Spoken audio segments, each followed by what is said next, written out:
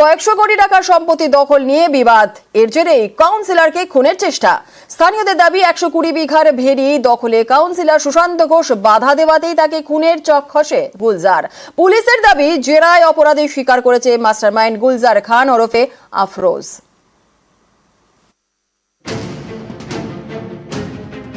তৃণমূল কাউন্সিলরের উপর হামলা, গুলি করে খুনের চেষ্টা, কোন ক্রমে রক্ষা পান কলকাতার 108 নম্বর ওয়ার্ডের তৃণমূল কাউন্সিলর সুশান্ত ঘোষ। শুক্রবার রাতের এই ঘটনায় পুলিশের জালে মাস্টারমাইন্ড আফরোজ ওরফে গুলজার। অভিযোগ, ভেড়ি দখল নিয়ে বিবাদের জেরেই কাউন্সিলরকে খুনের চেষ্টা করে আফরোজ। স্থানীয়দের দাবি, কসবার উত্তর 55 গ্রামের মাটিনপাড়ায় সিন্ডিকেটে যুক্ত আফরোজ। 12 জনের সিন্ডিকেট। এলাকায় জমি দখল, পুকুর ভরাটে এই সিন্ডিকেট যুক্ত বলে অভিযোগ।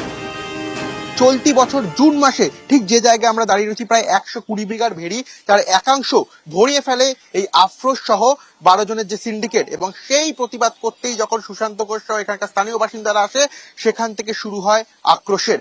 এমনটাই কিন্তু স্থানীয় বাসিন্দাদের অভিযোগ। ভেড়ি ভরার একটা প্রবণতা ওখানে ছিল।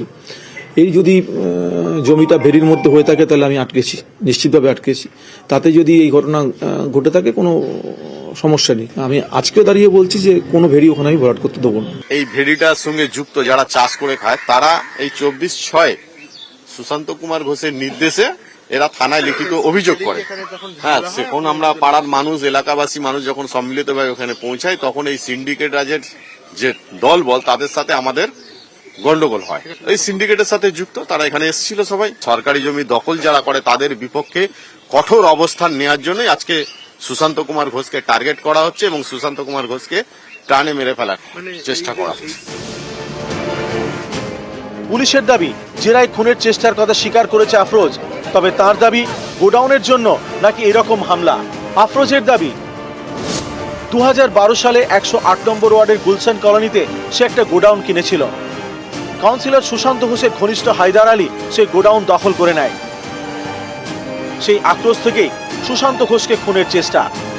যদি আমি করে থাকি তো আমাকে মারতো, কিন্তু পুরো গেম সাজিয়ে বাইরে থেকে লোক আনে, দাদার কাছে পুরো টাইমিং ফিক্স করে দাদাকে কেন মারতে গেছে? 2000 স্কয়ার ফিটের জন্য অত বড় গেম হবে না, এর পিছনে বড় গেম আছে। আফরোজ গোডাউনের তত্ত্ব সামনে আনছে, কিন্তু পুলিশের তদন্তে উঠে আসছে ভেড়ির কথা।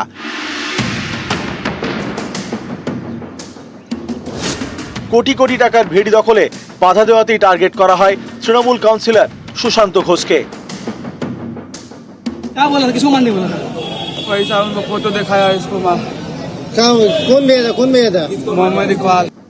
পুলিশের দাবি, বিহারের মুঙ্গেরের কুখ্যাত দুষ্কৃতী মোহাম্মদ ইকবাল।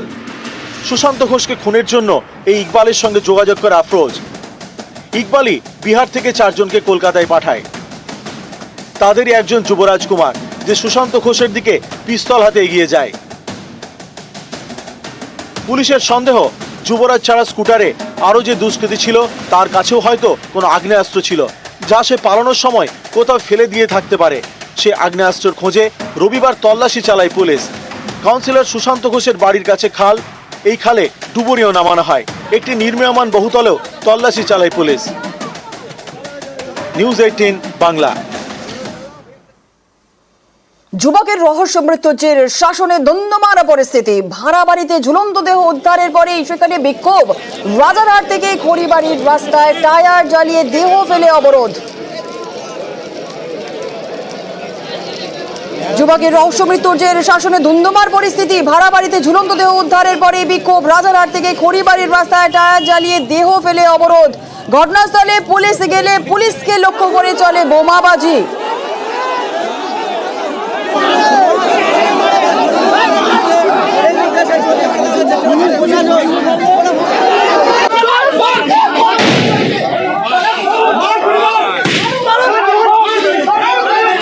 আর এরপরেই শুরু হয়ে যায় পুলিশের লাঠিচার্জ।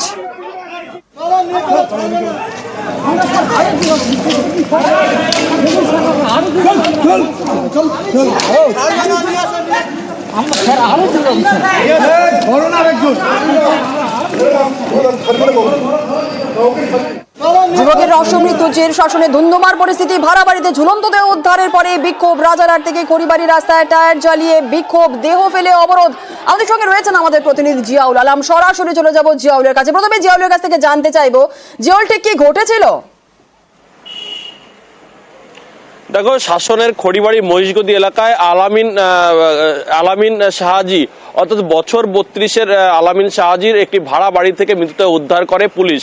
মূলত এলাকার যারা মানুষের দাবি যে এক মহিলার সঙ্গে দীর্ঘদিনের সম্পর্ক এবং তাকে নিয়ে একটি ভাড়া বাড়িতে থাকছিলেন এবং বেশ কয়েকদিন ধরে তার মধ্যে একটা অশান্তি চলছিল, এটা পরিবার সূত্রে এমনটা দাবি করা হচ্ছে। কিন্তু কালকে যখন সকালে তার মৃতদেহ উদ্ধার হয় এবং পুলিশ সূত্রে যেমনটি খবর, পুলিশ যখন ঘটনাস্থলে যায় মৃতদেহ উদ্ধার করতে, সেই সময় একটি বাড়ির মধ্যে অর্থাৎ সেখান থেকে বাইরে থেকে আটকানো ছিল এবং ভিতর থেকে তাকে মৃতদেহ ঝুলন্ত অবস্থায় মৃতদেহ উদ্ধার হয়।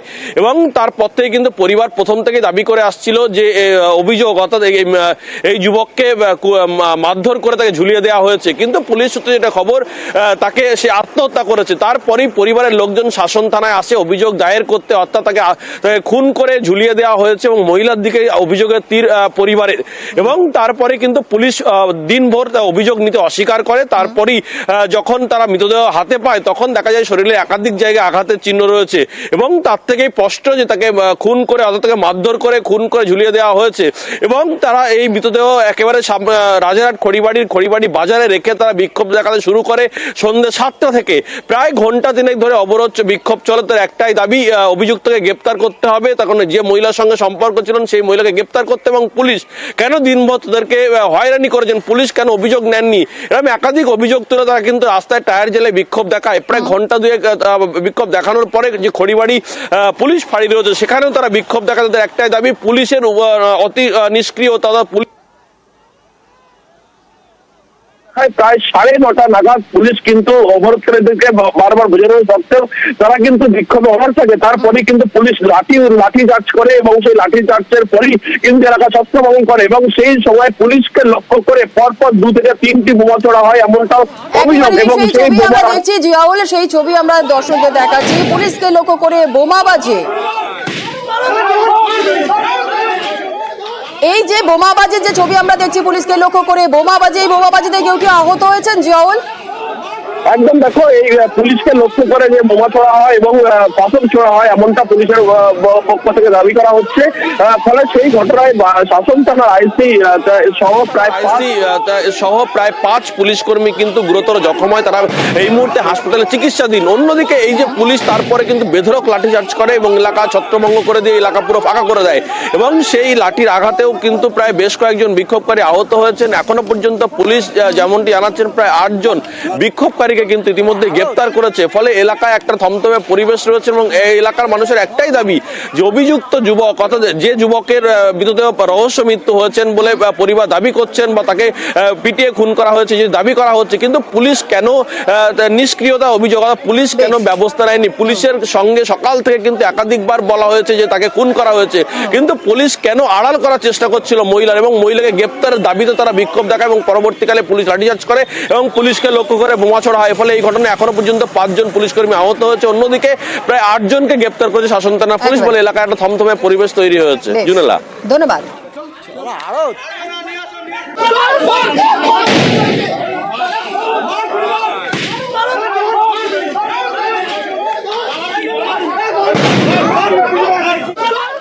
আমরা যখন বডিটাকে বসন্তীতে গেছি, বসন্তীতে একাধিক জায়গায় দাগ পেয়েছি। আমরা যখন থানায় অভিযোগ দায়ের করতে গেছি, থানা পুলিশ একই কথা বলে গেছে যে না, ও সুইসাইড করেছে। বডিটা ওরা নামিয়ে ওরা থানার থেকে নিয়ে চলে গেছে এবং যে মেয়েটার সঙ্গে থাকতো সেই মেয়েটা থানা পর্যন্ত গেছে, হসপিটাল পর্যন্ত যাওয়ার পরে ওখান থেকে থানার পুলিশ ওকে সরিয়ে দিয়ে ওরা মিথ্যে একটা কেস সাজিয়ে আমাদেরকে বলছে ওরা সুইসাইড করেছে। পুলিশ অফিসারকে এখানে আসতে হবে আর ওই মেয়েটা যে পুলিশ অফিসার সাইড করেছে ওই মেয়েটাকে এখানে হাজির করাতে হবে।